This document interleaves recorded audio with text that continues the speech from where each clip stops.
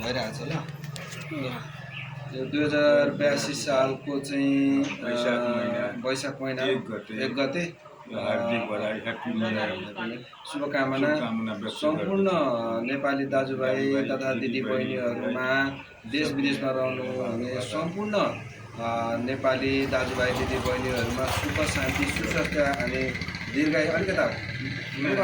दीर्घायुको शुभकामना व्यक्त गर्दै आज हामी दुईजना भएर चाहिँ सबैलाई चाहिँ सुख शान्ति होस्, दीर्घायु होस्, शुभकामना होस्, फलोस् फुलोस्, आनन्द रहोस्, ज्ञान आओस् र देशमा कसरी चाहिँ हामीले चाहिँ यो धर्मबाट चाहिँ कसरी चाहिँ सुख शान्ति मिल्न सक्छ भन्ने चाहिँ सद्बुद्धि आओस् होइन गुरु भन्दै हामी चाहिँ आज 1 गते चाहिँ हामी यो सन्देश शुभकामना व्यक्त गर्छौँ। नयाँ वर्षको सुख शान्तिको शुभकामना व्यक्त गर्न चाहन्छु होइन गुरु।